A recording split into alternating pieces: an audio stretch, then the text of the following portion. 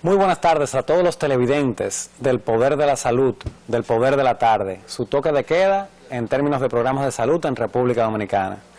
En el día de hoy tenemos un programa muy interesante. Vamos a conversar sobre la importancia de la concientización sobre el glaucoma, a propósito de que hoy, 12 de marzo, es el Día Internacional del Glaucoma y vamos a tener como invitado un especialista en esta materia.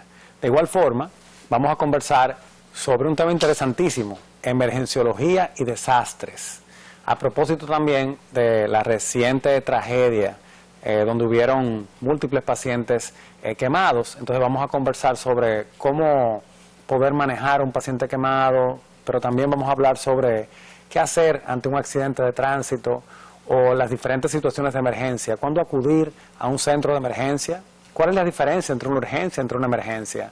Sin duda temas todos muy interesantes. Queremos aprovechar hoy también y conversar sobre las principales noticias de salud. Y en ese sentido, nos vamos a ir junto con el señor director a la página de resumendesalud.net, donde vamos a poder ver las principales noticias en este sentido. Podemos ver, en primer lugar, el diseño de un dispositivo para poder hablar de una forma mucho más fluida para aquellos pacientes que tienen esas dificultades.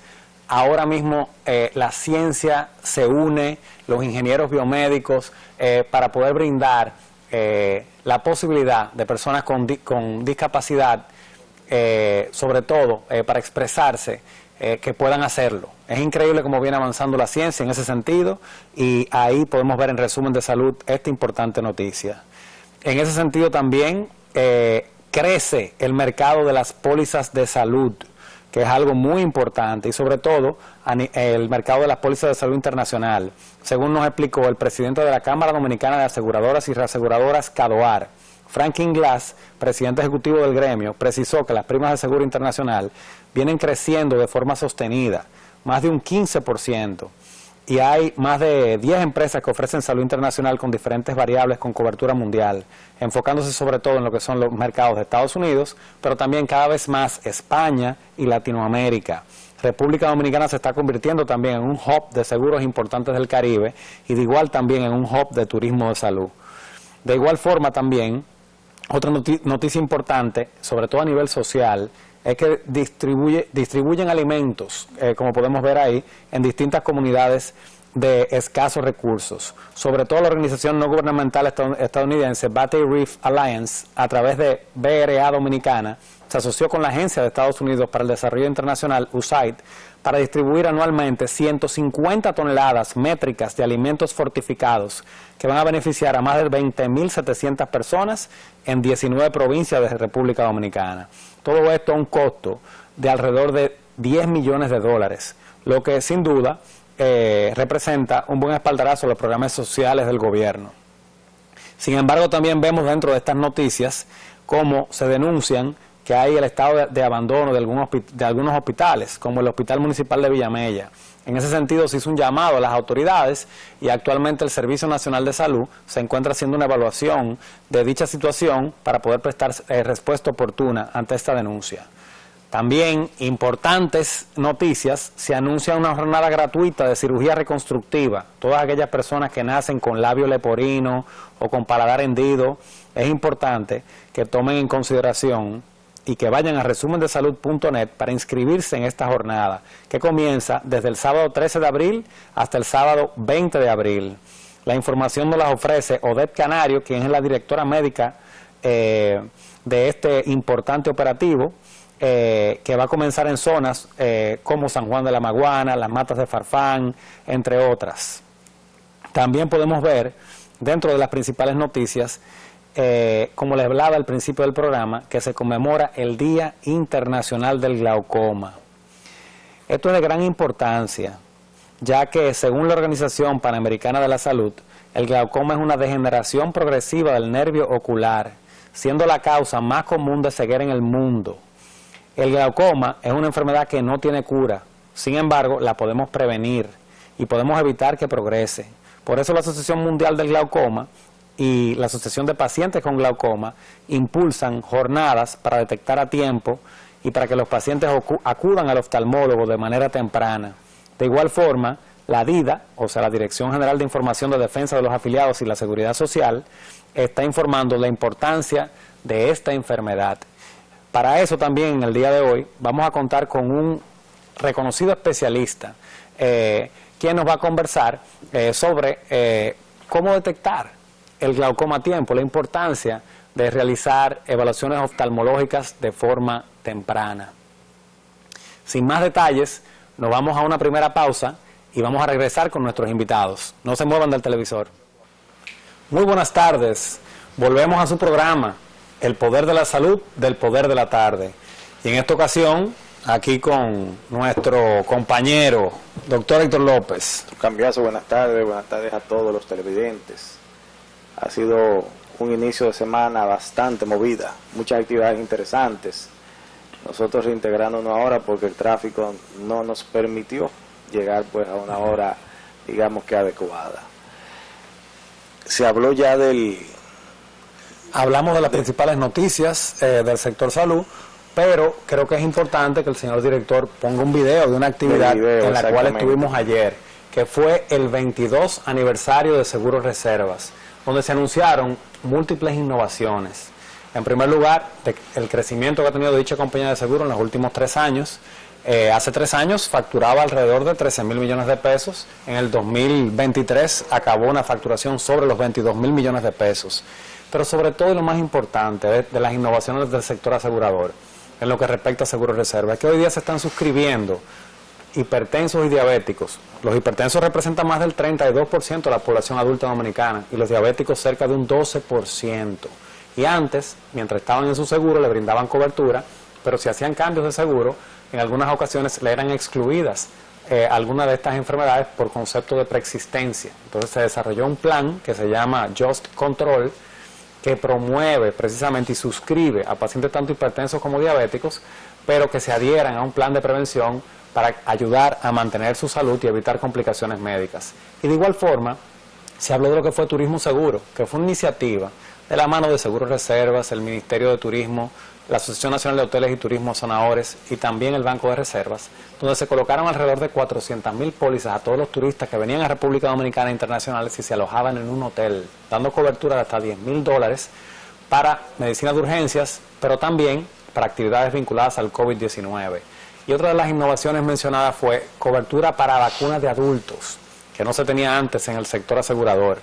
Y de igual forma también el nuevo lanzamiento de un plan local, Just Local, no solo internacional con cobertura local, sino ahora viene también con esa línea local. Vamos a pasar con un video, con audio, por favor, señor director, que les va a presentar un resumen de lo que fue esta importante actividad en el día de ayer.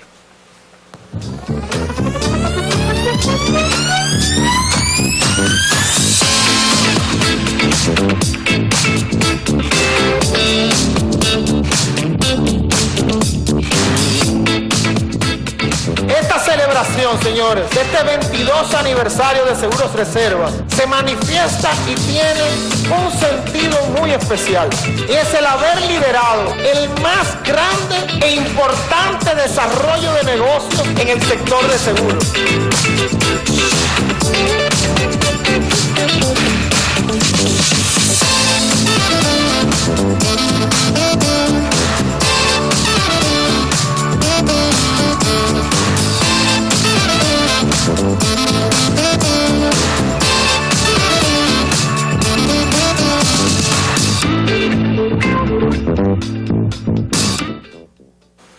Bueno, interesante actividad donde pudimos ver la presencia en la misma de la Superintendente de Seguros de la República Dominicana, el Superintendente de Pensiones y de igual forma también la señora Rita Abinader, entre otras importantes autoridades tanto del Banco de Reservas como de Seguros Reservas y del mercado asegurador. También se hicieron premiaciones interesantísimas a todo lo que son los corredores de seguro, tanto de los ramos de salud y de vida como los ramos de riesgos generales. Y una noticia importante de la cual también usted fue copartícipe, doctor Héctor López, fue que en el panel realizado con Hospital for Special Surgery, posterior a ese conversatorio sobre la importancia del trauma y la medicina deportiva, se firmó un importante acuerdo entre la Sociedad Dominicana de Ortopedia y Traumatología y Seguros Reservas en miras de promover lo que es la educación vial y también todo lo que tiene que ver con capacitaciones y educación médica continua en lo que respecta a medicina deportiva, manejo de traumas, entre otros. Sí, muy interesante el acuerdo. De hecho, ya abre una amalgama de oportunidades para manejar lo que mejor se maneja en salud, que es la prevención. La prevención, así como se hace prevención en materia de atención primaria, también debe haber una prevención en materia de educación vial. Y ese espaldarazo y ese apoyo de Seguros Reservas, pues nos va a ayudar a concientizar, a llegar a la población y, bueno, pues hacerles entender la importancia y la responsabilidad que es usted tener sobre sus manos un vehículo, un transporte, el cual puede ocasionar mucho daño, como también puede ser algo de un uso, pues, excelente, pero definitivamente en nuestro país el tema prevención y seguridad vial es algo que debe de asumirse, no solamente en materia de publicidad, sino también en materia ya de formación escolar.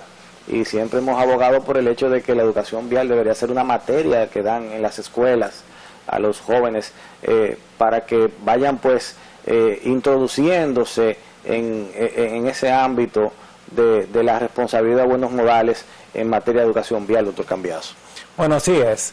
Ahora, sin más preámbulos, nos vamos con el doctor Jaime Núñez, nuestro invitado de hoy, a propósito de ser el 12 de marzo el Día Internacional del Glaucoma. El doctor Jaime Núñez fue pasado presidente de la Sociedad Dominicana de Oftalmología y actualmente preside la Asociación Dominicana del Glaucoma. Es importante mencionar también que es un médico que ha cursado con una subespecialización, lo que nos permite no solo abordar los temas desde el punto de vista preventivo, sino también de cuáles son las últimas novedades terapéuticas en el campo de la oftalmología y el tema que nos compete hoy, que es el glaucoma. Doctor, muchísimas gracias por su presencia, doctor, en El Poder de la Salud. Muchas gracias por la invitación. Buenas tardes. Queremos comenzar primero, antes de hablar del glaucoma, con algo bien general, para que todos los televidentes que no son parte de la clase médica, ¿verdad?, conozcan un poquito de cómo es la formación para hacerse oftalmólogo, cómo es la formación para una subespecialidad y la oftalmología, que uno pensaría que un mismo oftalmólogo hace todo. ¿Eso es así o hay diferentes subespecialidades? Bien, mira, lo primero es que para ser oftalmólogo, como las demás especialidades, tienes primero que ser médico, o sea, tienes que cursar la carrera de medicina. En mi época había que hacer la famosa pasantía de ley, te mandaban sobre todo a una clínica rural. Y luego que terminabas y completabas toda esa parte, graduado de médico y todo, ya con tu título, con tu pasantía, y entonces ibas a concursar a una especialidad. En mi caso fue oftalmología. Yo hice mi residencia de oftalmología en el hospital del Instituto Nacional de Diabetes, en el INDEN, y como se tenía y se manejaba un porcentaje grandísimo, no tan solo de diabéticos, sino también de pacientes con problemas endocrinológicos, que todos van a tener, o muchos de ellos, problemas visuales, y también llegaban una cantidad grandísima de pacientes que se atendían en el hospital de cardiología, ya que son hospitales que están casi uno al lado de otro en el sector de Los Ríos, aquí en la capital.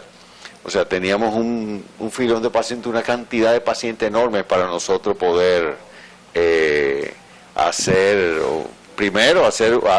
medicina, hacer oftalmología y tomar la experiencia necesaria. Y teníamos, además de eso, porque una residencia sin eso no puede estar, teníamos una playa de oftalmólogos que nos daban el apoyo y que nos llevaban tanto la parte práctica como la parte académica, para que saliéramos con una formación excelente. Gracias a Dios así fue. Luego de tú hacerte oftalmólogo, o sea, primero 7, otro año 8, 4 años de la especialidad, entonces viene la subespecialidad. En este caso, glaucoma, 2 años más. Y luego de glaucoma yo también hice superficie ocular, pero suerte que la superficie ocular tú la podías ir haciendo junto con glaucoma porque son dos subespecialidades que se llevan mucho de la mano. Y hasta ahora eso es lo que hemos hecho. Yo me gradué de oftalmólogo en el 95 y 4 años después hice la especialidad. Más o menos salí en el 99-2000 con todos los títulos, como dicen, para tirarme a la calle al medio a realizar la labor de lo que ahora es lo que es mi pasión y es realmente mi modo de vida. ¿Y cuántas especialidades, subespecialidades hay hoy día dentro de la oftalmología? Bueno, la oftalmología realmente es una carrera, o sea, que ha ido creciendo, y como ha ido creciendo es imposible que una sola persona maneje todos los temas. Y por ejemplo, en oftalmología podemos tener la especialidad, la más grande, es catarata y segmento anterior, que con eso salimos todos cuando nos graduamos. Pero está glaucoma, superficie ocular, estrabismo, córnea, está también retina, uveitis, patología ocular, neurooftalmología, y ya mencioné la cirugía plástica ocular. Y cada día sale otra nueva más, porque es una carrera que va realmente en desarrollo, y cada día se descubren más cosas nuevas. Es una cosa impresionante. Antes yo me acuerdo que el libro de texto de glaucoma, por ejemplo, era una colección de 4 libros. Bueno, pues ahora ya no son 4 libros, ahora son como 12 libros solamente de glaucoma. O sea que la cosa ha ido creciendo. Y ha ido creciendo porque se han ido descubriendo, porque la oftalmología es una carrera que cuando se descubre, por ejemplo, cuando se descubre algo en armamento, sobre todo de algo muy sofisticado, siempre va a tener una aplicación entre una de las especialidades de la oftalmología. Por ejemplo, los pointer laser que usan algunas armas, pues nosotros lo usamos. Y lo usamos conectado al láser. Primero viene este láser que no ocasiona ningún daño, que nos apunta en el sitio donde el otro va a dar. Por eso fue algo que salió del desarrollo de las armas, donde tienen un pointer laser donde apuntan para que el disparo sea más certero. Eso, por ejemplo. Hay una tendencia, ahora veo, a el uso de lentes intraoculares, a manera, digamos, que de una visión a futuro desaparecerán los lentes convencionales. Pudiera ser que sí, pero no en todos los casos. No en todos los casos. Siempre se ha hablado mucho de eso, pero siempre hay las grandes excepciones. Por ejemplo, pacientes que tienen deformidades corneales, que tal vez ustedes han oído con el nombre de queratocono, que es una deformidad tal que el paciente necesita un lente que le pueda suplir esas necesidades. Hasta ahora, con la tecnología actual, no se ha inventado un lente intraocular que pueda suplir las necesidades a un paciente con queratocono. O sea que eso dependerán por un tiempo de los lentes. Que a futuro la tecnología cambie, es probable que sí. Pero todavía necesitamos esa muletita, porque no sé si tú sabes que los lentes, para los miopes, por ejemplo, es como la muleta para el cojo. Sin la muleta el cojo va a avanzar más despacio. Igual el miope, sin los lentes no va, o sea, va a ver las cosas pero no tan rápido. Si le ponen los lentes va a ver mejor. Entonces es nuestra muleta para ponerte un caso. Lo de los lentes intraoculares. Los lentes intraoculares, la verdad que fue un gran invento, bueno, que salió también de las observaciones de un oftalmólogo inglés, Harold Riley, en la Segunda Guerra Mundial, donde él veía que él tenía pacientes que tenían esquirlas de la carlinga de los aviones, sobre todo los pilotos, y que esas esquirlas estaban dentro del ojo y que no ocasionaban ningún problema. Y dijo, bueno, pero si eso no ocasiona ningún problema, ¿qué tal si inventamos algo que funcione como un lente y que se le pueda poner dentro del ojo al paciente? Y claro, los primeros fueron un desastre, fueron una cosa terrible, Pero todo eso sirvió para que se desarrollaran unas ideas y que desembocaran en los lentes intraoculares como los conocemos hoy en día, que de ser rígidos y teníamos que abrir en un paciente con catarata una incisión que iba de casi desde la, si ponemos el ojo, la córnea como si fuera un reloj, se abría de 3 a 6, de 3 a 9, perdón, la mitad, y luego se suturaba, luego de poner el lente.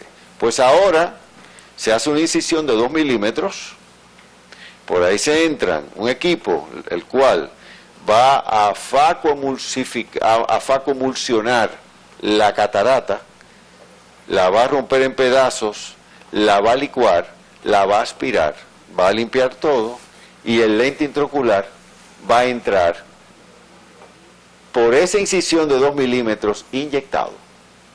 Ese lente que se ve ahí no es realmente el mejor ejemplo, porque ese es un lente de cámara anterior, lo cual es lo que no quisiéramos ponerle al paciente. No. Pero no, porque el lente de cámara anterior lo que nos dice es que hubo un fracaso en la cirugía de catarata y que se rompió la cápsula posterior, y que se rompió de tal manera que no tiene un apoyo para poner el lente intraocular. Oh, mira qué interesante. Sí, pero hay muchos pacientes que tienen este lente y con ellos ven bien. Un lente de eso bien puesto y de la forma adecuada y con el lente adecuado, tiene muy buena visión. Doctor, a propósito de que hoy es el Día Internacional del Glaucoma, explíquenos en primer lugar la importancia de ese día y cuál es la realidad del glaucoma en República Dominicana. Bien, el que celebremos en marzo, hoy día 12, el Día Internacional del Glaucoma, realmente fue algo que los oftalmólogos se pusieron de acuerdo en un congreso internacional y se comenzó a decir, vamos a celebrar este día porque cada mes del año se le dedica a una parte del ojo, a una especialidad. Y marzo es el mes del glaucoma. Pues este día se ha puesto como el Día Internacional del Glaucoma, al cual yo no le doy tanta importancia, porque para mí la importancia no es el día de hoy, es el mes completo. Inclusive tanto es así que antes hacíamos lo que le llamamos el Glaucoma Day o el día G, en el cual varios grupos de médicos en diferentes lugares hacían operativos para tratar de hacer pesquisaje de glaucoma. Eso era cuando éramos menos médicos, ahora somos muchos oftalmólogos y inclusive yo en la sociedad y en la asociación de glaucoma les dije, miren, los grupos tienen cancha abierta para hacer lo que quieran. Lo que quieren hacer los operativos lo pueden hacer. Y lo que quieren hacer otras actividades también. Por ejemplo, hay hospitales que me tomaron la palabra y lo que están haciendo es, desde que empezó el mes de marzo, es que están dando charlas diarias a los pacientes. Y una vez a la semana a un grupo de pacientes le hacen pesquisaje de presión intraocular y le hacen fondo de ojo sobre todo. Eso a grandes rasgos. Y sobre todo lo que queremos hacer más énfasis en este año es en la educación a los pacientes, que al paciente le llegue la información necesaria del glaucoma y que porque realmente eso es lo que se necesita. Somos un país donde ya yo creo que una gran cantidad de dominicanos ya poseen su seguro de salud, sea privado o sea estatal, y en casi todos los hospitales, sobre todo de las grandes ciudades, hay unidades de oftalmología. Pues nosotros lo que queremos es que no esperen el mes de marzo, sino que sea todos los días del año que ustedes vayan a chequearse los ojos, porque es muy necesario, sobre todo si pasas de 40 años. Y ahora me voy con el glaucoma. El glaucoma no es más que un conjunto de enfermedades neurodegenerativas que van a afectar las células ganglionares del ojo.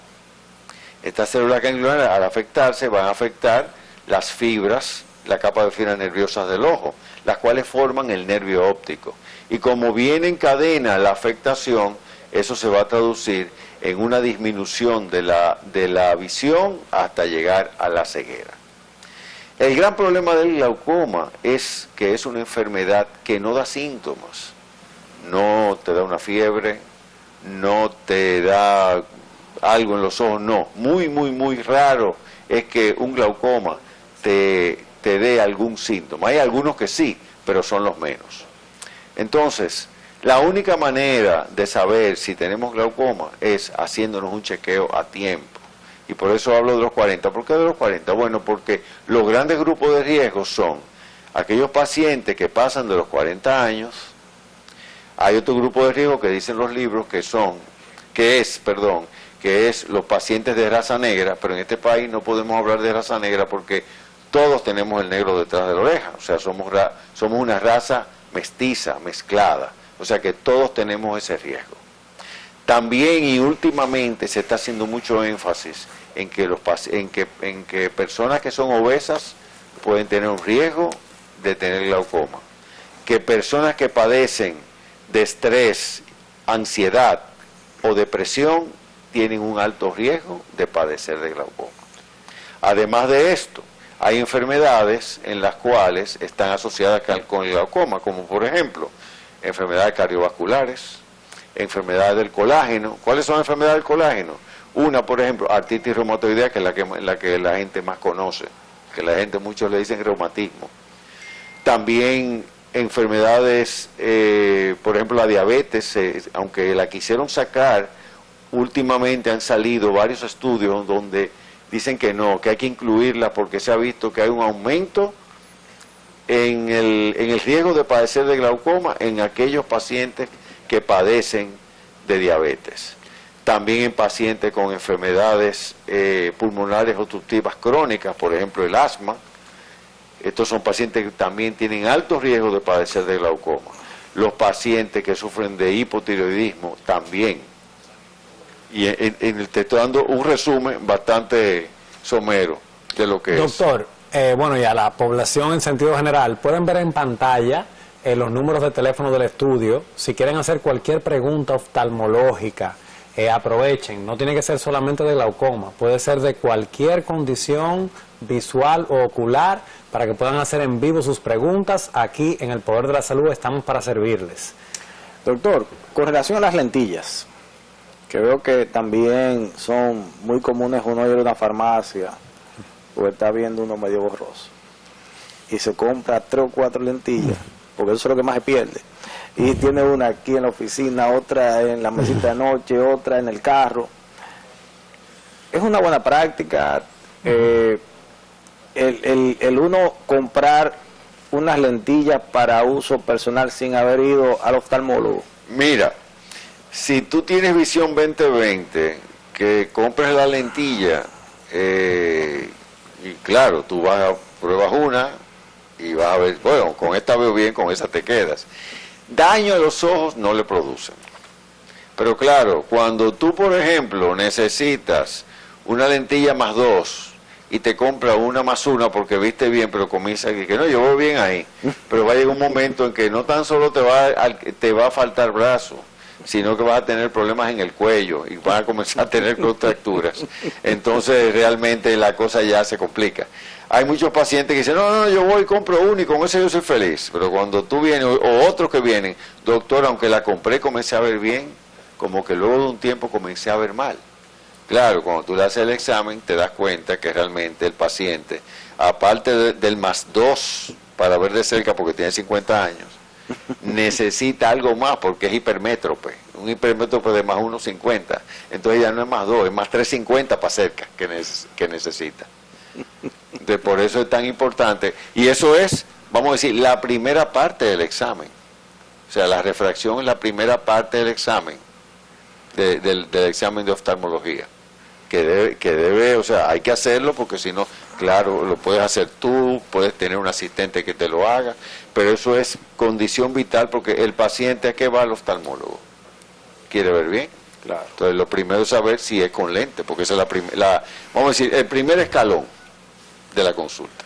Doctor, ¿en qué consiste una consulta normal de oftalmología? ¿Y cuáles son los estudios más simples que se les realizan al paciente común desde el punto de vista preventivo? Bien, mira, el paciente, te voy a decir un paciente que llega de primera vez. El paciente llega, ese paciente tiene que llenar una historia clínica donde le hacemos varias preguntas, sobre todo de enfermedades asociadas, de que lo han operado, de que si tiene familias con algún antecedente de alguna enfermedad. También le podemos preguntar si tiene un familiar ciego, y también hábitos tóxicos, si fuma, si bebe. Lo del café antes se ponía como hábito tóxico, pero ya no. El café se le han descubierto muchísimas cualidades que, bueno, yo por ejemplo soy un cafetómano, me encanta el café. Y realmente un café, o sea, solamente voy a poner un dato: la cantidad de antioxidantes que tiene un café es impresionante, a veces más que muchas frutas. Bueno, nos vamos a encargar de que le llegue su cafecito ahora para que pueda disfrutar, ¿verdad?, de esas bondades del café. Algunos datos del café que son muy interesantes es que es una santina secretogoga. ¿Qué quiere decir esto? Bueno, que es un grupo de sustancias que motivan o que incentivan a unas células que recubren el estómago, que se llaman oxínticas y parietales, y que son las encargadas de liberar el ácido clorhídrico, la pepsina y el pepsinógeno, que es el jugo gástrico que se encarga de la digestión, por lo que el café se considera un gran digestivo. Sí. Pero al mismo tiempo, el café también se ha descubierto que tiene un efecto hepatoprotector, o sea que protege el hígado, pero que también protege el páncreas. Por lo que sin duda, en diferentes estudios de la Universidad de Harvard y de otras entidades, el café es muy bien visto. El tema está en cuando le echamos mucho azúcar al café, porque es el café amargo el que tiene estas propiedades. Y también nada es 100% maravilloso. Hay que tener en cuenta, si usted es un paciente que sufre de arritmia cardíaca o de úlcera péptica, debe de ser cauto con el consumo excesivo de café, porque puede incentivar o motivar, ¿verdad?, esa frecuencia cardíaca o que su gastritis empeore. Doctor. Me faltó algo de la consulta. Claro.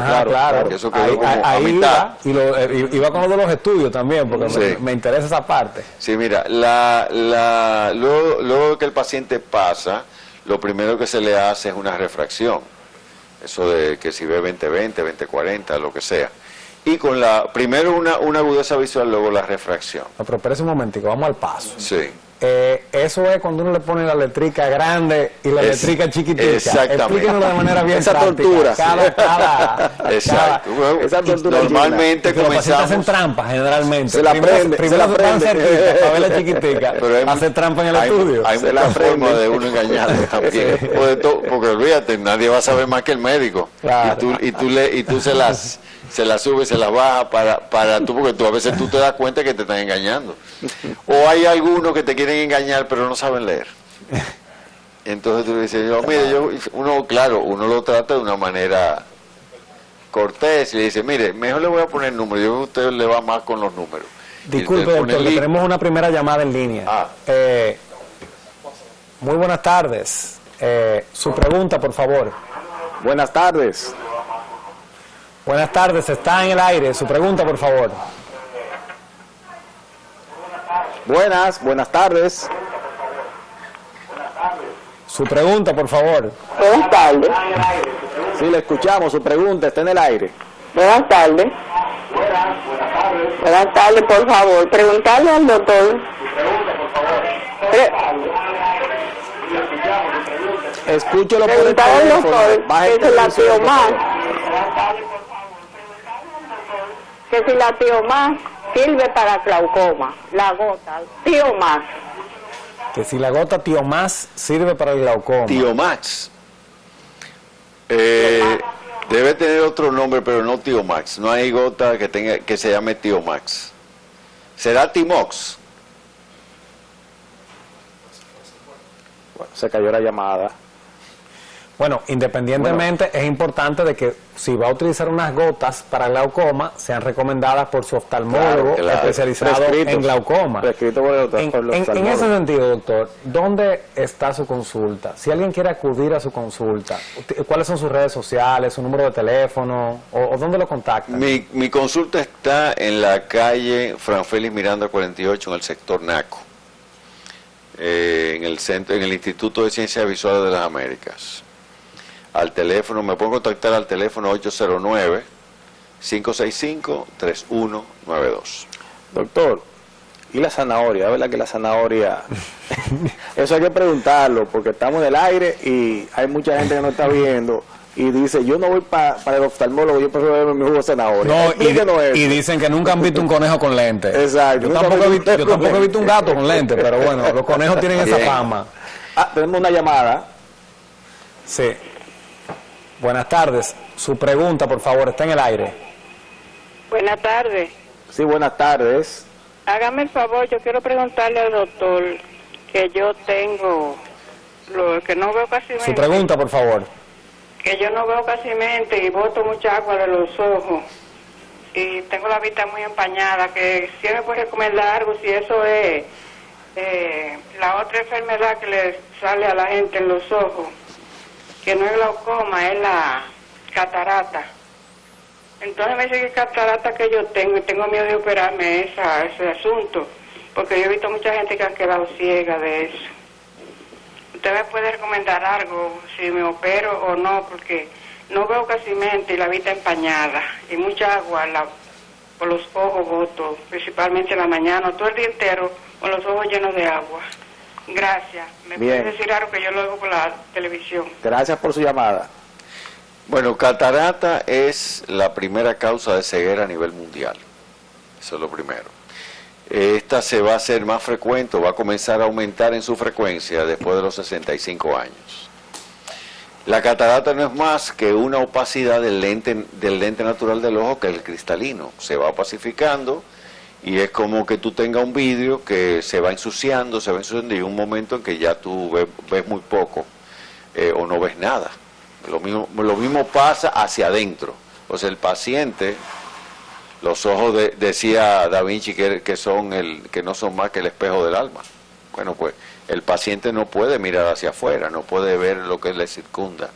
Y cuando tiene catarata, lo más recomendable es que se opere, porque no hay gota para prevenirla ni para pararla, eso no existe.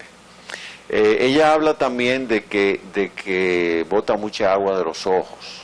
Es probable que, puede ser que tenga catarata, puede ser que necesite unos lentes y que ella piense que es catarata. Y puede ser que lo del agua en los ojos sea porque sufre de síndrome de ojo seco. Y ustedes dirán, ¿cómo que síndrome de ojo seco? Pero tiene el ojo lleno de agua, sí. Lo que pasa es que se le dice así a la enfermedad, la cual comienza a cursar, sobre todo más en mujeres que en hombres, por el asunto de la menopausia. Ahí comienza a haber el desbalance hormonal y entonces comienzan a tener problemas con las secreciones en sus glándulas, sobre todo las exócrinas. Y de esta manera hacen que esas secreciones, sobre todo en los ojos, hay una glándula que se llama la de meibomio, que bota una grasita y esa grasita se junta con la lágrima y es lo que le da estabilidad para que no se evapore. Entonces, como tiene poca grasa, ya que las glándulas no están funcionando bien, entonces se evapora el agua y entonces el paciente se siente los ojos resecos. Las glándulas, tus glándulas lagrimales entienden que no hay lágrimas y mandan más lágrimas, y entonces lo que pasa es que tú lo que tienes es el ojo, como dice ella, lleno de agua, pero realmente por una mala calidad de la lágrima. Eso por un lado. Lo de la catarata, estudios, sobre todo en los Estados Unidos, hicieron de pacientes que tenían fracturas óseas. Con su tema, doctor. Sí. Y vieron que junto con la fractura, muchos de esos pacientes tenían cataratas. Y no tan solo cataratas, sino que no veían bien, porque tú puedes tener una catarata y poder ver, pero no veían bien. Entonces, Ahora lo que se recomienda es que la catarata hay que operarla temprano. Primero porque va a cursar una cirugía más rápida con los métodos que tenemos ahora y con menos complicaciones. Y el paciente, en parte, si tú lo operas de catarata, no es que lo vas a vacunar para que no tenga una fractura, pero si ve mejor, hay menos riesgo. Menos riesgo de caída, exacto. claro. Ella dice que tiene miedo porque ha visto mucha gente que ha quedado mal. Pues yo he visto mucha gente que ha quedado bien. Más gente que ha quedado bien que las que ha quedado mal. Y cada día el dominicano se está operando más temprano, lo cual le garantiza un éxito mejor en esta cirugía.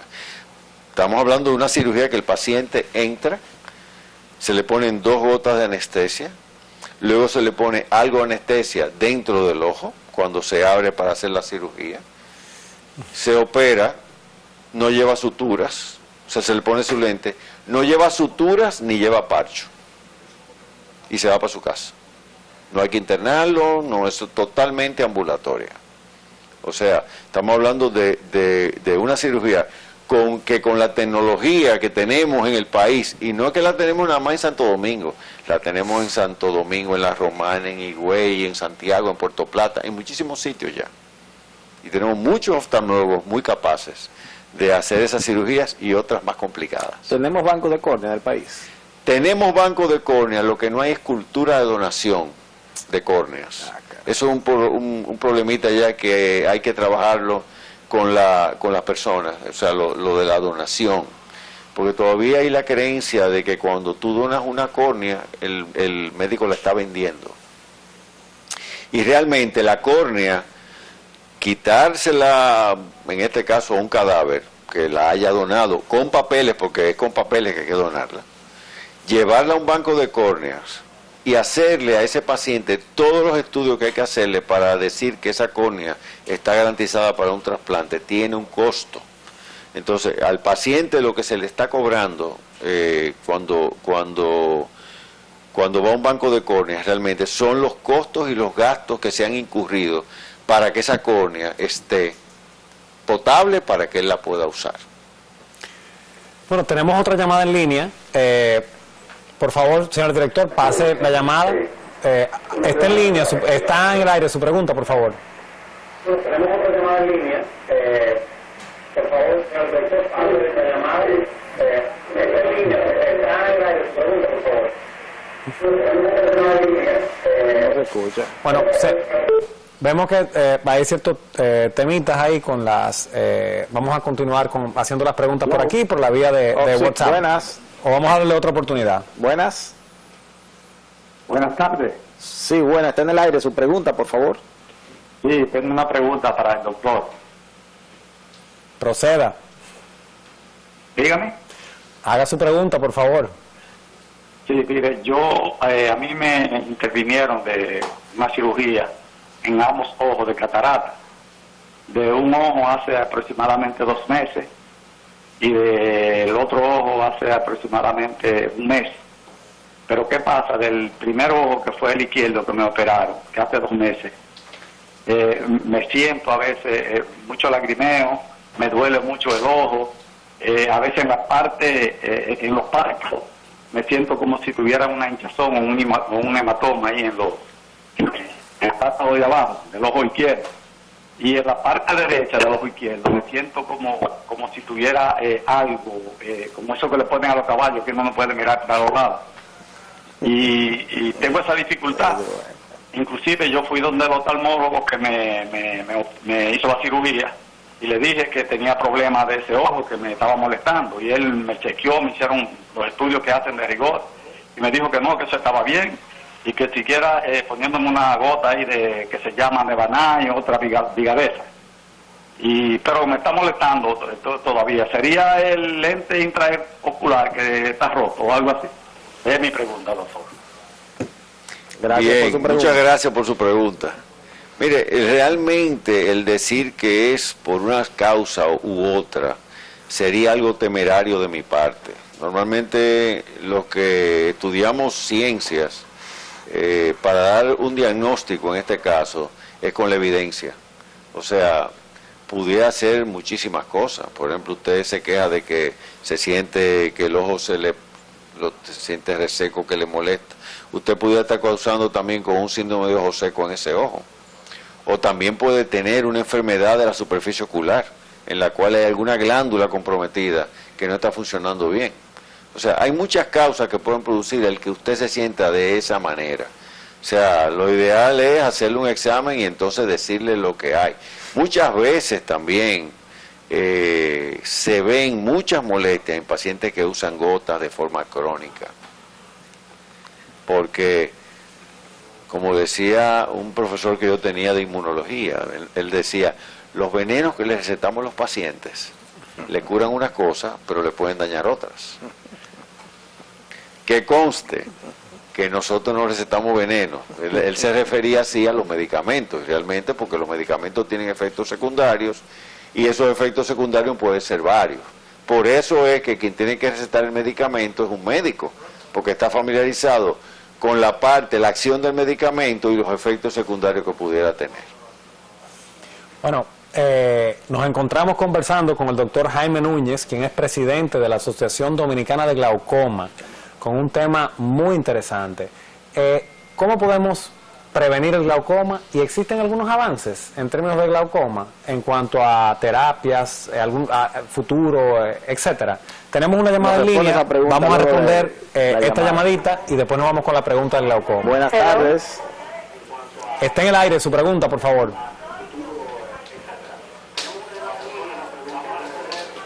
Buenas tardes, su pregunta, por favor. Cerró. Sí, no. Buenas tardes. Sí, buena. Su pregunta. ¿Aló?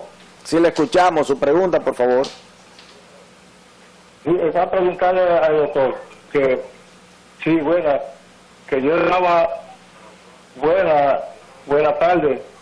Le escuchamos. Haga su pregunta, por favor. Yo preguntarle al doctor, yo soy una persona ya de 75 años y yo estaba en el trabajo va a ser un mes y sí,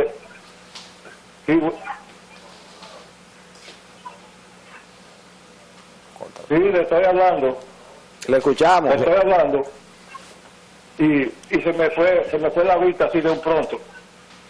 Y ahí se me la vista, yo he tenido muchos problemas con esas cosas, porque cuando voy al médico me dicen que la presión está,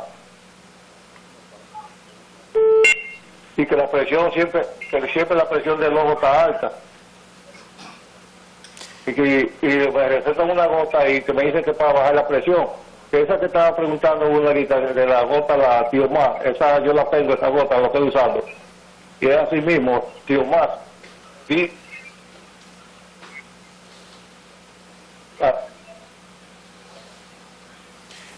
De acuerdo, gracias por su pregunta. Ya entendí la pregunta, sí. Bueno, lo que pasa, Tío Max, ya, no es Tío Max, no, es Tiof Max, es una marca de un medicamento que creo que lo fabrican en Chile. Y el medicamento creo que tiene más de un componente. Puede tener timolol, maleato de timolol, que es un beta bloqueante, o sea, que es un medicamento para bajar la presión, y puede tener dorzolamida, que es un derivado de sulfas, que también ayuda a bajar la presión. Y en algunos casos también tiene otro que se llama brimonidina, que es un alfa-agonista que también ayuda. Entonces estamos bajando las presiones por 3 vías diferentes en el ojo. Pero no nos vamos a meter en eso, que ya eso nos interesa a los médicos, pero no a los pacientes. A él lo que le interesa es que parece que la gota no le está haciendo buen control y él mantiene las presiones altas. Entonces, en ese caso, o se cambia y se eleva a otro medicamento, o se le adiciona otra línea, por ejemplo, los análogos de prostaglandina, o si no, ya dependiendo del daño, pudiera llevarse a cirugía y hacerse una trabeculectomía, que es una cirugía para bajar la presión del ojo. Hicimos una pregunta que fue que cuál es la manera de prevenir el glaucoma. Ahora mismo prevención no hay ninguna, no hay forma de prevenirlo, no hay forma de curarlo. Lo que sí hay forma de controlarlo. Y por eso es que hacemos el énfasis. En este mes de glaucoma, y queremos que este énfasis llegue a todo el mundo, y es que la única manera posible de hacer control de la enfermedad es visitando al oftalmólogo, y sobre todo, mientras más temprana edad, mejor todavía. Y vuelvo y le digo, en el ojo no tan solo sucede glaucoma, en el ojo sucede retinopatía diabética, en el ojo sucede la catarata, en el ojo sucede inflamaciones oculares y muchísimas cosas más. Lo del glaucoma, también lo de los avances, hemos tenido varios avances, porque antes lo que se tenía era medir la presión. Imagínate, antes de los años 50 del siglo pasado, la presión la medían y era con los dedos, digital. Bueno, está alta, está normal, está baja, y eso era lo que se decía. Después salió y llegó al país el tonómetro de Schiotz, que era como un compás. Se le ponía encima al ojo y te daba una medición. Y con eso tú tenías una medición bastante exacta. Luego vino el profesor Goldman, Hans Goldman, y ideó un tonómetro que ya era en ese momento, ya en la década del final de los 50, principios de los 60, era un prisma, el cual dependía de un equipo, y con los algoritmos que tenía el equipo, cuando tocaba, tenía una rueda aquí, que marcaba 0, 1, 2, y ahí tú ibas midiendo la presión. Eso fue un avance impresionante. Luego vinieron los campos visuales, los campos visuales hace mucho que lo tenemos, pero realmente la gran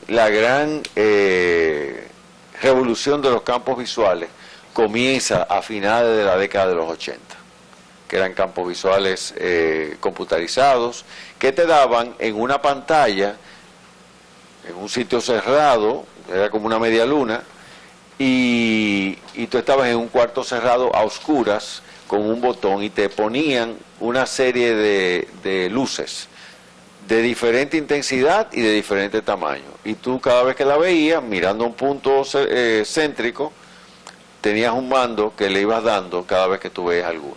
Claro, eso tenía un problema, y era que muchas veces el paciente no tenía la habilidad para darla tan rápido como salían. Y entonces muchas veces los primeros campos salían muy malos. Y decían, pero este paciente no ve nada, pero era lo que llamaban el efecto aprendizaje. Luego con los siguientes, él lo iba haciendo mejor. Luego vino la otra gran revolución, que fue un aparato que se llama el OCT, que es un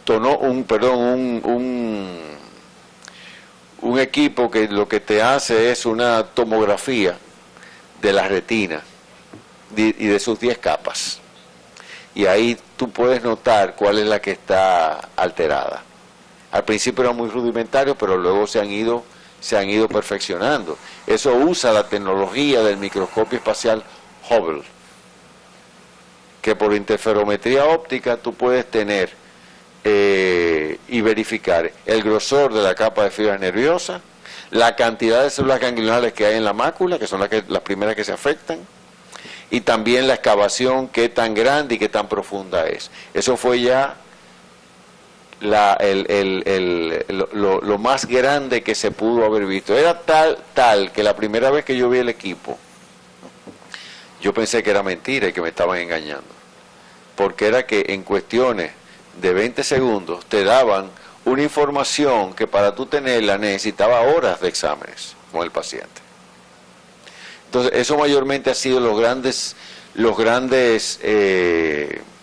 avances de la cirugía, de la cual antes nosotros para hacer un diagnóstico teníamos que esperar que el paciente tuviera más o menos casi la mitad del campo visual ya afectado, mientras que ahora podemos lograrlo en unas etapas más precoces, y todavía nos falta por llegar.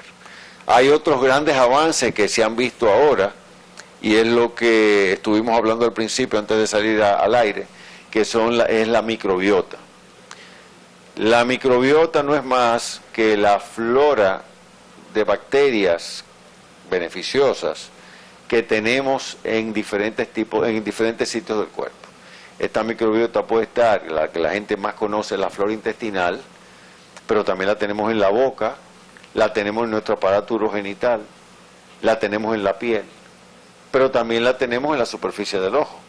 Más todavía, últimamente ya se están descubriendo microbiotas normales dentro del ojo y dentro del cerebro. Pero vámonos con la que más se ha estudiado, que han sido la microbiota intestinal. Se ha visto que de esas bacterias que tenemos nosotros, que son beneficiosas sobre todo para la digestión, cuando unas se alteran y suben y otras bajan, pueden dar problemas a nivel intestinal. Y esos problemas se van a decantar, sobre todo porque comienzan a disparar factores de inflamación. Y esa inflamación puede viajar a sitios tan distantes como el ojo y afectar la capa de fibra nerviosa y las células ganglionales, comenzando primero con la inflamación a afectarlas y luego a matarlas. Esas son de las cosas últimamente que se están descubriendo y que va a ser motivo de que va a haber una revolución en este campo. O sea, que muchas veces, y es muy probable, los problemas que tengamos, sobre todo en el área, por ejemplo, de glaucoma, se originen a nivel intestinal, para ponerle un ejemplo. ¿Y qué la originó a nivel intestinal? Eso es lo que tenemos que descubrir. Probablemente el paciente esté tomando medicamentos que no deba, o el paciente coma comidas que no puede comer, o el paciente ingiera cosas, o qué te digo yo, o puede ser que el paciente vapee y el vaping sea lo que le ocasiona eso. Todavía no sabemos, le digo, esto es un horizonte que se abre en estos momentos y será motivo de muchas investigaciones a futuro. Caramba, Doctor, muy interesante. La verdad que ha sido un placer poder compartir con el doctor Jaime Núñez, quien preside la Asociación Dominicana de Glaucoma. Le dejamos las puertas abiertas para una próxima visita en el Poder de la Salud y nos vamos a unos cortes comerciales y con nuestro próximo invitado. Buenas tardes, señores. Este es el Poder de la Salud, del Poder de la Tarde. Ya en nuestro segundo bloque de entrevista tenemos el honor de tener con nosotros al doctor Josué Hernández, emergenciólogo encargado de la red de SNS de emergencia, o sea, del Servicio Nacional de Salud de Emergencia de la República Dominicana. Bienvenido, doctor. Muchas gracias por la invitación. ¿Cómo están los accidentes de tránsito? Cuéntenos de eso. Wow. Los accidentes de tránsito son de verdad una gran preocupación a nivel de salud pública, a nivel país. Nosotros somos líderes mundiales en accidentes de tránsito. Actualmente están falleciendo 65 personas por cada 100.000 habitantes. A nivel mundial es una gran preocupación. Si le comento, por poner en perspectiva, cada 2 minutos fallece una persona por accidente de tránsito. A pesar de que han habido mejoría en los números, desde el año 2010 a la fecha, a nivel mundial ha bajado un 5% la mortalidad por accidente de tránsito. Pero a nivel país todavía seguimos siendo los líderes mundiales de fallecidos por accidente de tránsito. Hay Doctor una López, red. creo que es importante para que la gente esté en contexto que la red de emergencias del Servicio Nacional de Salud, en la que el doctor Josué Hernández, especialista en emergencias y desastres, también trabaja coordinando, abarca más de 200 salas de emergencia. Eso quería comentar sobre la red. Y hay un sistema que se llama el CRUE, ¿no? Sí, ahí pudiésemos un poquito, para orientar a la población, abundar un poquito de eso, para que la gente entienda cómo funciona eso. De cómo funciona. Por ejemplo, podemos partir de lo siguiente. Las salas de emergencias se preparan para 2 situaciones. La situación del día a día y la situación que es una excepción, como manejo de víctimas en masa, etcétera. En el día a día, en la sala de emergencias, cuando usted va a buscar atención, hay 3 momentos claves en la atención. Cuando usted llega hay un personal que, de acuerdo a su motivo de consulta, va a priorizar su atención. O sea, no es lo mismo llegar a una sala de emergencias porque me duele un tobillo a llegar porque me duele el pecho. Si llegan dos pacientes al mismo tiempo, con esas dos condiciones que mencioné, se va a priorizar el paciente del dolor en el pecho, porque es probable que tenga un problema de salud que ponga en riesgo su vida. Un segundo momento que tiene que ver con la atención en sí, una vez que el paciente es clasificado, y un tercer momento que tiene que ver con la salida, definir si el paciente se va a ingresar o no, o si se le va a dar de alta. Es así más o menos como se prepara en la emergencia para el día a día. Ahora, si hay una situación de sección, entonces ahí lo que se activa lo que se llama es el plan de emergencia hospitalario, donde tiene que estar predefinido lugares de crecimiento si llegan múltiples víctimas y cómo se van a activar los diferentes actores que le pueden dar respuesta a ese paciente. Eso en el mundo dentro de la sala de emergencia.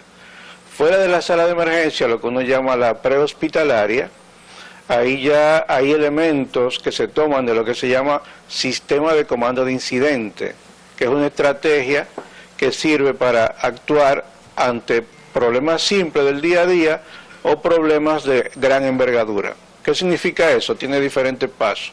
Hay un accidente en un lugar X.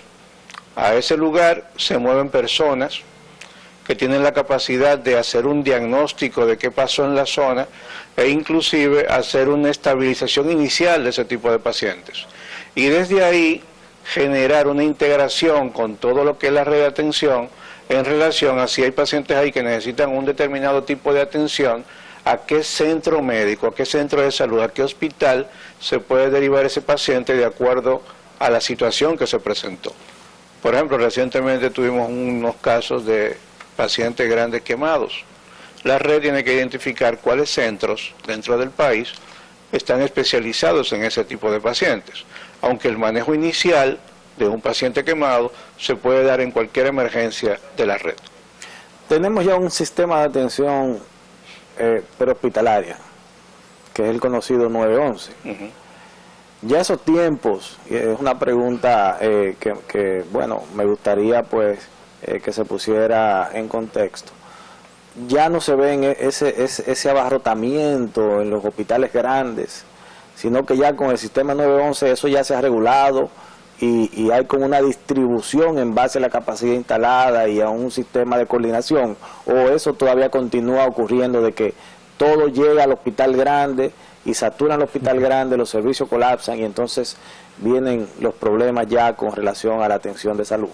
Bueno, yo entiendo que los sistemas, a medida que va pasando el tiempo, se van profesionalizando, se va aprendiendo de lo anterior. Y sí, hay una adecuada coordinación entre lo que es el mundo de prehospitalaria y lo que es la sala de emergencia o que está dentro de un hospital. Ahí, para que la gente entienda, por ejemplo, la Red Nacional de Salud está dividida en regiones. Y en cada región hay un encargado o un coordinador de emergencias, tanto en la prehospitalaria como dentro del hospital. Y esa comunicación entre esos dos espacios es lo que a la luz da el tema de qué tan eficientes somos frente a un paciente críticamente enfermo.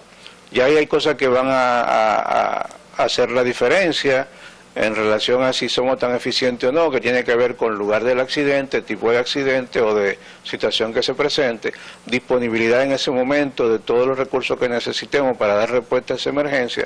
O sea que cada caso hay que analizarlo de manera individual para ver qué tan eficiente como sistema hemos sido. Con relación a las emergencias del país, el presidente anunció, creo que una construcción, o ya se iniciaron unas construcciones de algunos centros de trauma a nivel nacional. ¿Cómo ves la capacidad instalada de la República Dominicana en materia de emergencias? ¿Y cuál sería tu opinión o recomendación con relación a si se debe implementar más centros de urgencias o centros solamente específicos de urgencia o centros ya sobreañadidos a centros ya de hospitalarios grandes con urgencias? O sea, ¿tú consideras que debería dividirse o debería mantenerse unido? ¿O cómo tú más o menos lo concibes a futuro? Doctor López, pero para complementar esa pregunta también, eso no debe ser responsabilidad exclusiva quizá de la red pública. También se requieren hospitales privados que tengan este tipo de capacidades. A eso voy. Bueno, partimos de la premisa de que somos el país número 1 del mundo en muerte por accidente de tránsito. Ahora yo les voy a dar un dato que no es del Estado Dominicano, es un estado de la OMS. Es una publicación de la OMS. En el año 2020 se levantó que en República Dominicana había menos de 3 camas de hospitalización por cada 100.000 habitantes, que sería el número ideal para que en un sistema haya una respuesta adecuada a menos de 3. Menos de 3. Aquí teníamos en promedio 1.5 camas de hospitalización por cada 3.000 habitantes. ¿Por qué te menciono ese caso? Porque si yo voy a una sala de emergencias y la encuentro abarrotada, llena de pacientes, cuando tú haces el diagnóstico de por qué la sala está así, es porque regularmente en ese hospital no hay camas en hospitalización. Entonces sí, el hecho de que el Estado Dominicano haya decidido seguir construyendo hospitales está de la mano con esa premisa que sabemos de que nos faltan muchas camas de hospitalización para lograr conseguir ese, entre comillas, ideal. Ese 3 por cada 100.000 habitantes es lo que tienen, por ejemplo, Estados Unidos. Pero hay países como, por ejemplo, China, que tiene 6 o 7 camas por cada 100.000 habitantes. O sea, ahí no hay tema con el tema. Los chinos son muchos. Y no hay temas ahí con el tema de la hospitalización. Entonces, cuando un Estado toma decisiones, regularmente que está basado en una evidencia, en un número, que hace sentido a una inversión tan grande como hablar de centros de trauma en diferentes áreas de nuestra geografía. En este país, el sistema de salud, por lo general, digamos que es una amalgama, ¿no?, de actores, pero sobre todo en materia de salud, hablamos de un sector público y un sector privado. Ya hablamos más o menos del sector público, pero ¿cómo está el sector privado en ese sentido? Bueno, yo creo que tratan de colaborar con lo que corresponda. De hecho, podemos poner el ejemplo de la pandemia COVID. En un momento determinado hubo un gran apoyo del sector privado al sector público en relación a camas disponibles, ventiladores disponibles, etcétera, y yo creo que hay una adecuada comunicación con ese sector. Pero ¿considera usted que se necesitan más centros? ¿En qué zonas considera usted de Santo Domingo sería importante centros de urgencia que se dediquen a la atención de los pacientes de urgencia en sí? Eso es clave porque hay una gran demanda asistencial. Esa gran demanda recae regularmente sobre las salas de emergencias, porque como país todavía no ha arrancado adecuadamente lo que es el tema de la atención primaria, y hay personas que para acceder a una atención de calidad muchas veces dicen, oye, tengo que pedir una cita, la cita me la ponen para 3 meses, 4 meses, y yo me siento mal ahora. Entonces el lugar donde regularmente decido asistir es a una urgencia, porque ahí me pueden atender de manera inmediata.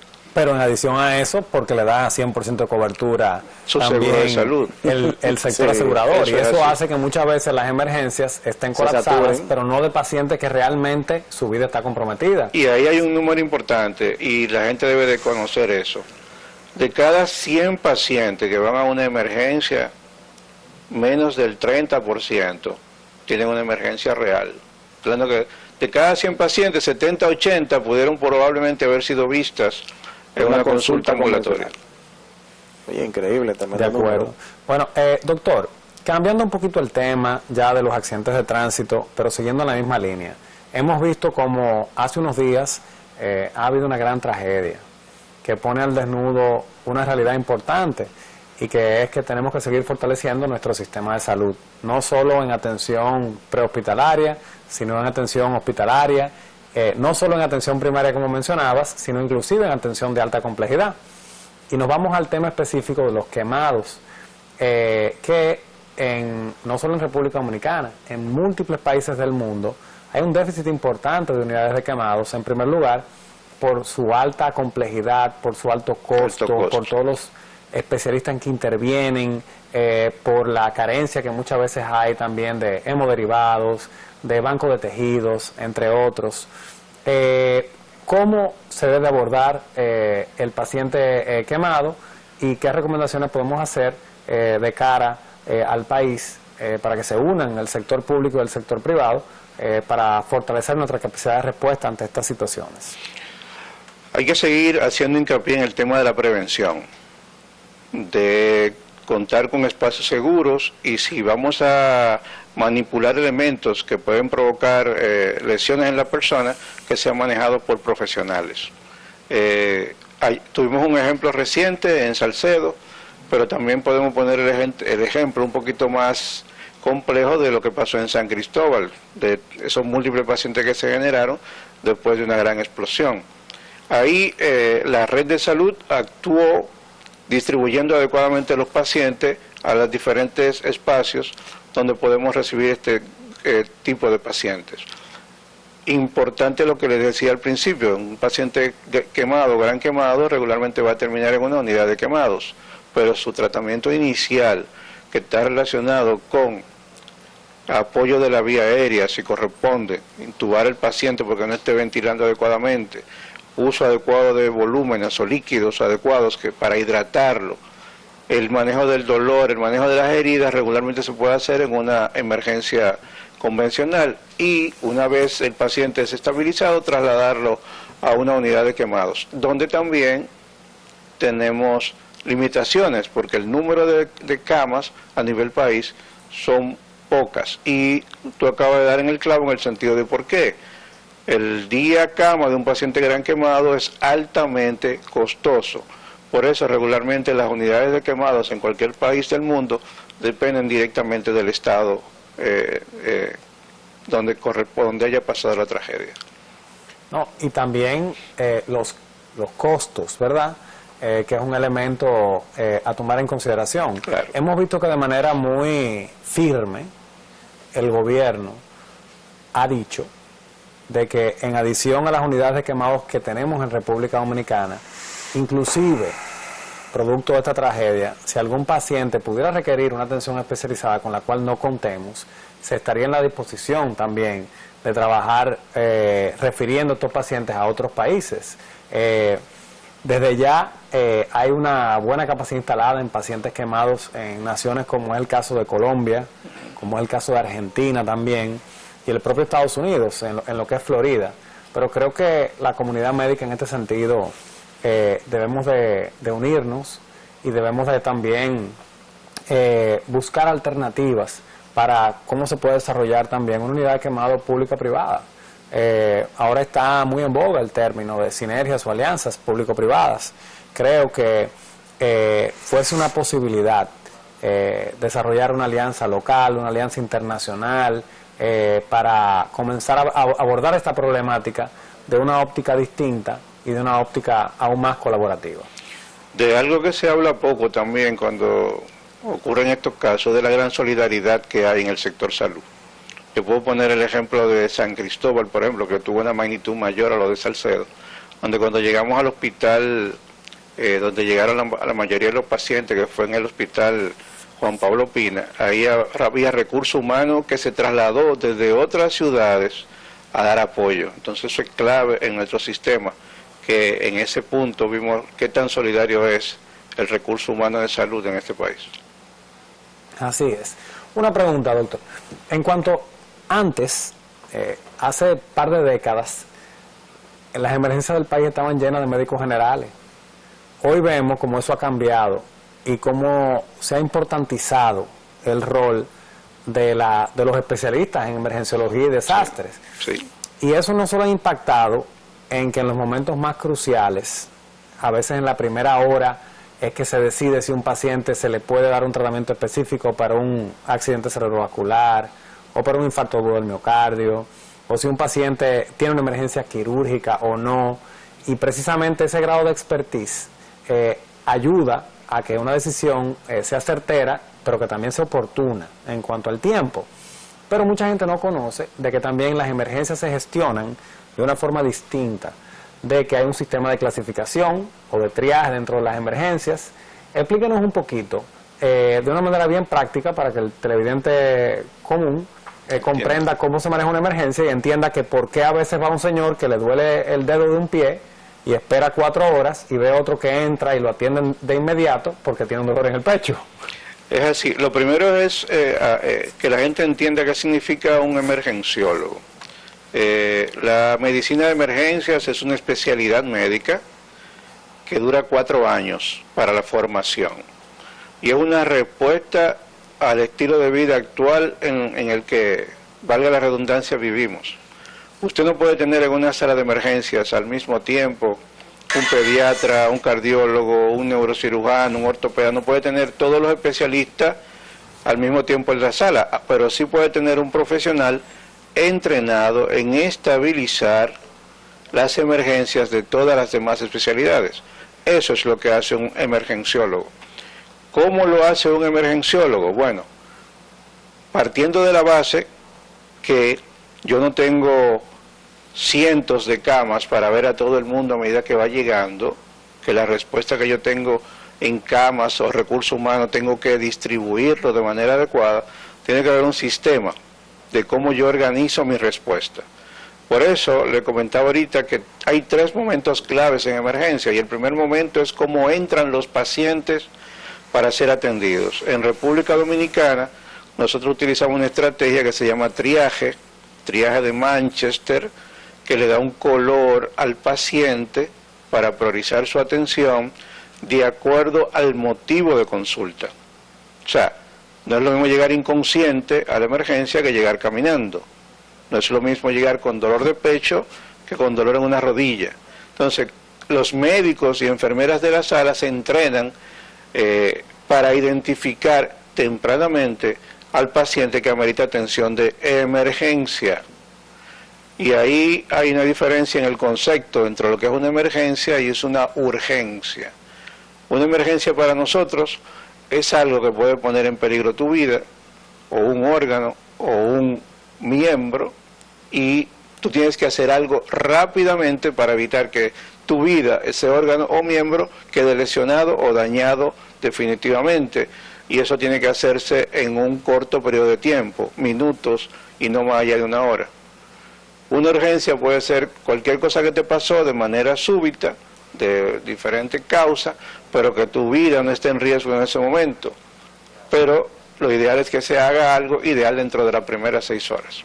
Entonces así se van organizando los servicios de emergencia, de acuerdo a la capacidad que usted tenga en su servicio.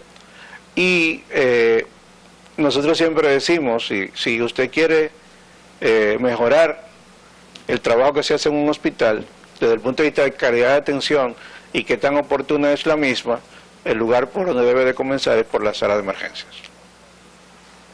No, definitivamente es un mundo. Y ahora también la tecnología ha permitido parametrizar y protocolizar la atención médica y de esa manera poderla también estandarizar, lo que es un gran reto también del sector salud, lo que es la transformación digital del sector salud. Y eso es lo que nos va a permitir también hacer una apuesta decidida en cuanto a lo que es calidad. O sea que sin duda todos estos avances van muy entrelazados de lo que es la tecnología. Estamos concluyendo el programa y no queremos de que se nos escapen mensajes claves. En ese sentido, ¿qué recomendaciones pudieras dar a la población en sentido general para evitar accidentes de tránsito, quemaduras, y en qué momento una persona debe de decir, mira, tengo que ir a una emergencia, y en qué momento no hay que acudir a una emergencia y es consulta? Bueno, en relación a accidentes de tránsito, la principal causa de accidente en nuestro país está relacionado con alta velocidad, manejo temerario y combinación de eso con el uso de alcohol. Entonces hay que recomendarle a la población que cumpla con lo requerido por ley en relación a velocidad en las carreteras y que sean responsables al manejo de manejar y evitar el consumo de alcohol. En relación al tema de las quemaduras, la prevención es clave. Si está en un ambiente donde estén usando fuegos artificiales, lo ideal es que sea manejado por recurso humano entrenado. Y las salas de emergencia están aperturadas para estabilizar pacientes. Esa es la razón por la que existe una sala de urgencias. Yo le comentaba ahorita que de cada 100 pacientes, 70 probablemente no tienen una emergencia real, pero usted me dirá, yo no soy médico, y yo le recomendaría, si usted entiende que su vida está en riesgo, vaya a una sala de urgencias. Bueno, sin dudas, recomendaciones y pautas muy precisas. Le damos las gracias al doctor Josué Hernández, quien es especialista en emergenciología y desastres, y quien también, en adición a colaborar de una manera muy activa con la Sociedad Dominicana de Emergencias y con el Servicio Nacional de Salud, también es director médico de Médico Express. Doctor Hernández, muchas gracias por su participación en el programa de hoy. A todos los televidentes nos despedimos hasta una próxima entrega y nos vemos el martes que viene.